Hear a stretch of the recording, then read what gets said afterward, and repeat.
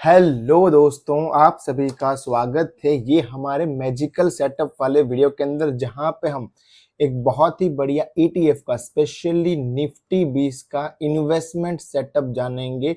अगर आप कोई एम्प्लॉय हैं, अगर आपको सेकेंडरी सोर्स चाहिए इनकम का, अगर आप SIP भी करते हैं, मैं आपको दावे से कह सकता हूं महीने में सिर्फ 1 घंटा निकालने से आप बहुत ही बढ़िया जगह पे निफ्टी में इन्वेस्ट कर पाएंगे, निफ्टी 20 में इन्वेस्ट कर पाएंगे और बहुत ही बढ़िया अच्छा मुनाफा कमाने की क्षमता ये रखता है। बहुत ही बढ़िया मैं सेटअप आपको आज देने वाला हूँ, बहुत ही ज्यादा आपको मजा आने वाला है। बहुत ही इजी है, कोई भी नया जो मार्केट में लॉन्च भी हुआ है, अभी जिन्होंने मार्केट शुरू भी किया है, वो भी ये सेटअप आसानी से इस्तेमाल कर पाएगा। ये उतना इजी, उतना पावरफुल है, बड़े बड़े लोगों के पास ये चीजें नहीं है और चाहे तो 50,000 देने पर भी कोई अगर किसी को पता हो तो सिखाता भी नहीं। ऐसी चीज मैं आज आपको सिखाने वाला हूँ, इसका मैं आपको दावा करता हूँ। साथ में इसका बैक टेस्टिंग पे करके दिखाऊंगा कितना ज्यादा एक्यूरेट है ये, और आप खुद कमेंट में मुझे बताएगा कि ऐसी चीज आपको क्या क्या चीज आपको सामने मिली है। तो सबसे पहले जानते हैं निफ्टी 20 क्या है और निफ्टी 20 में इन्वेस्ट करना क्यों जरूरी है। आपको अगर डायरेक्ट सेटअप देखना है तो आप सीधा टाइम स्टैम्प में जाके उसके ऊपर क्लिक कर सकते हैं, लेकिन जो लोग नए हैं उनको मैं समझा दूं कि निफ्टी 20 क्या है, क्यों इसमें इन्वेस्ट करना सेफ्टी होता है। पहली बात, निफ्टी 20 यानी कि निफ्टी का ही रूप, निफ्टी 50। अब निफ्टी 50 क्या है? निफ्टी 50 है इंडाइस, जो इंडिया के टॉप 50 स्टॉक्स हैं उनका क्लब करके एक बनाया गया इंडेक्स है जिसको ये रिप्रेजेंट करता है। तो क्या ये 50 स्टॉक्स हमेशा फिक्स रहते हैं? Answer is no, regularly rebalance होते हैं। अब ये 50 स्टॉक किसके बेस पे डिफाइन किए? ये डिफाइन किए बेस्ड ऑन मार्केट कैप। जिसकी ज्यादा होगी वो फर्स्ट पे रहेगा, उसकी वेटेज ज्यादा होगी, जिसकी कम होगी वो नीचे रहेगा। तो मान लीजिए कोई नंबर है 50वां स्टॉक आइडिया का और 51 पे है एयरटेल, तो क्या आइडिया इस टॉप 50 का हिस्सा होगा? Answer is yes. क्या इसके मूवमेंट से इसको फर्क पड़ेगा? आंसर इज ये। लेकिन क्या इसके मूवमेंट से फर्क पड़ेगा? Answer is no. लेकिन मान लो कोई दिन इसके अंदर 20% माइनस सर्किट लग जाता है और ये 20% अप हो जाता है और अचानक से रीबैलेंस आता है कुछ दिनों के बाद, और इसका मार्केट कैप कम हो जाता है, इसका मार्केट कैप बढ़ जाता है आइडिया से, तो ये क्या हो जाएगा? शिफ्ट हो जाएगा, ये आ जाएगा 51 पे और ये एयरटेल चला जाएगा 50 पे। यानी कि इस 50 का हिस्सा अब आइडिया है, आइडिया नहीं है, अब एयरटेल है, एयरटेल है। अब एयरटेल के मूवमेंट से इसको फर्क पड़ता है? Answer is yes. तो इसको हमको जानने को क्या मिलता है?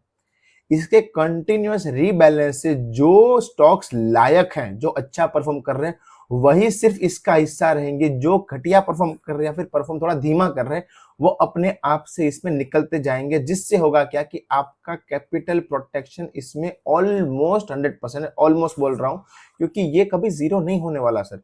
ये जीरो मतलब इंडियन इकोनॉमी ही जीरो चली जाएगी, आप खुद समझिए। तो निफ्टी 50 में इन्वेस्ट करना बहुत सही रहेगा। Answer is yes. अब निफ्टी 50 को इन्वेस्ट करने का, ट्रेड करने के दो तरीके, एक है फ्यूचर, एक है ऑप्शन, यू नो CP।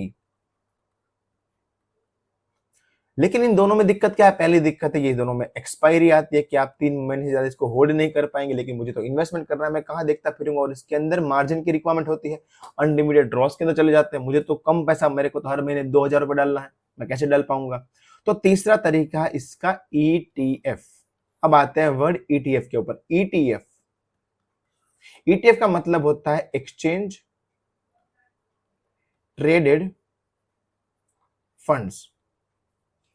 तीनों वर्ड का मीनिंग है। एक्सचेंज मतलब NSE BSE, ट्रेडेड मतलब जिसके अंदर हम बाई सेल कर पाए, और फंड मतलब म्यूचुअल फंड। ऐसे म्यूचुअल फंड जिसको हम बाई सेल कर पाते हैं रियल टाइम में इंडेक्स के अंदर, जैसे हम करते हैं स्टॉक्स के अंदर, इसको बोलते हैं ETF। ये निफ्टी 20 क्या है? ETF। किसका है ये अल्टीमेटली म्यूचुअल फंड है, लेकिन इसको हमको क्या करना है? सीधा म्यूचुअल फंड के अंदर जाके नहीं लेना है, इसका हमको ETF अवेलेबल है जिसको हम रियल टाइम में ट्रेड कर पाते हैं डीमेट के अंदर, जिसको हम जब चीज चाहे तब ले सकते हैं।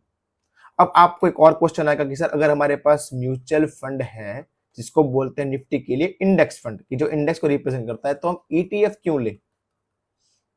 क्यों खामखा डीमेट के अंदर जाएं, रियल टाइम में ले? बेहतर है हम म्यूचुअल फंड के अंदर रेगुलर SIP स्टार्ट कर दे। तो इसका आंसर भी मेरे पास है। अब म्यूचुअल फंड के अंदर सब सही, लेकिन एक चीज का प्रॉब्लम आता है और जो बहुत ही बड़ा इंपैक्ट कर सकता है। मैं आपको समझाता हूं क्यों। मान लीजिए, और जो सेटअप भी यहाँ पे यूज करने वाले हैं वहां पे, तो ये बहुत ही ज्यादा इंपैक्ट करेगा ये चीज। अब मान लीजिए एक दिन -2% पे मार्केट खुलता है और एक बंदा म्यूचुअल फंड के अंदर इन्वेस्ट करता है, एक ईटीएफ यानी कि निफ्टी 20 के अंदर करता है। दोनों ने 9:20 पे ये प्राइस के ऊपर, मान लो 100 रुपए प्राइस था पहले और आज खुला 98 पे खुला, 2% नीचे। दोनों भाई साहब ने 1 लाख रुपए 9:20 पर डाल दिए। इसने डाले म्यूचुअल फंड के अंदर, इसने डाले ईटीएफ के अंदर, करेक्ट। अब 3:30 पे जब मार्केट क्लोज हुआ, ये पूरा रिकवर कर गया, कुछ अच्छी न्यूज आके या फिर जिस न्यूज की वजह से ये गिरा था वो न्यूज रिवर्स हो गई, ये वापस रिकवर हो गया और ये बंद होता है वापस 100 रुपए पे। आप बोलेंगे बहुत बढ़िया हुआ, सेम डे पे ही 2 रुपए का प्रॉफिट हो गया, 2% का प्रॉफिट हो गया। इस यस फॉर ईटीएफ वाला but wrong for mutual fund वाला है। यस, म्यूचुअल फंड का रूल यह कहता है कि आप पूरे दिन में कभी भी इन्वेस्ट कीजिए, लेकिन आपकी एंट्री कब कहलाएगी? मार्केट क्लोजिंग पे।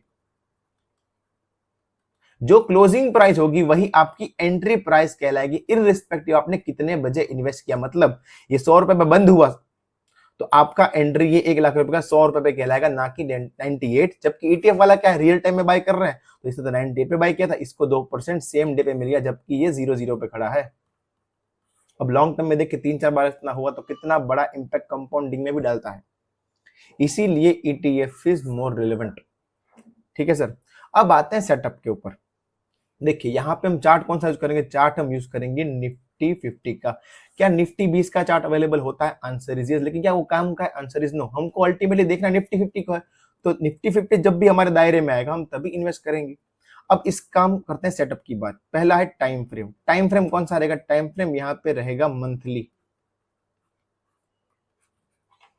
दूसरा है इंडिकेटर। इंडिकेटर कौन से रहेंगे? इंडिकेटर रहेगा एक, लेकिन उसके 2 वेरिएंट। कौन सा एक इंडिकेटर? उसका नाम है moving average. Moving average sir इतना भयंकर इंडिकेटर, अगर आपको इसका सही इस्तेमाल करना आता है तो इससे बढ़िया इंडिकेटर कोई है ही नहीं।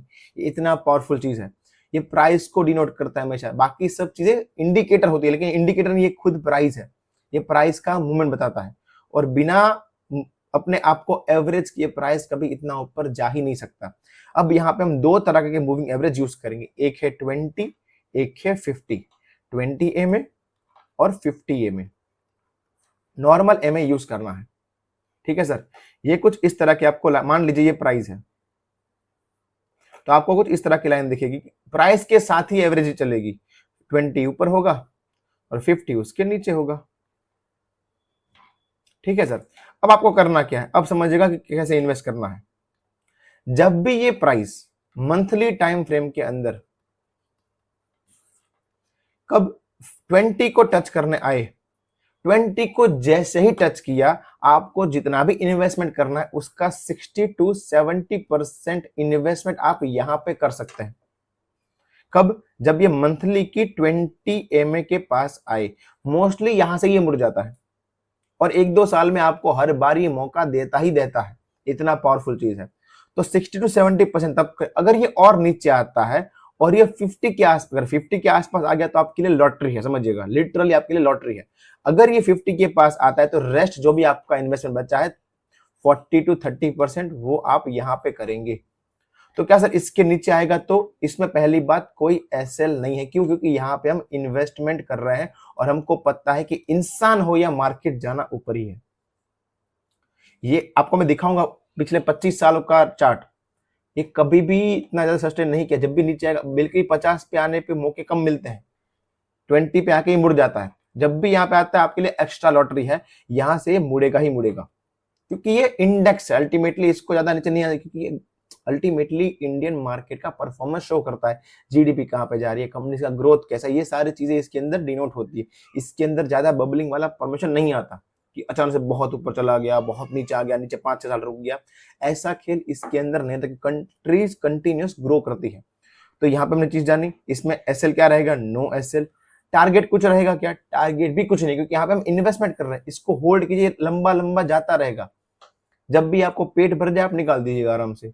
एक और चीज कर सकते हैं कि जब भी ये ऊपर, मान लीजिए आ गया नीचे, ये ऊपर जा रहा है, ऊपर जा रहा है, ऊपर जा रहा है, एग्जिट के लिए आप आरएसआई का इस्तेमाल कर सकते हैं। जब भी मंथली टाइम फ्रेम पे 80 की आरएसआई आ जाए,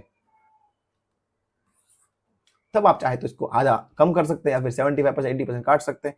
इसके ऊपर आपको एग्जिट स्ट्रेटेजी प्रॉपर चाहिए तो मुझे कमेंट में बताएगा, मैं आपको प्रॉपर एग्जिट स्ट्रेटेजी बताऊंगा कि जिससे आप अपना रिटर्न और मैक्सिमाइज कर पाएंगे।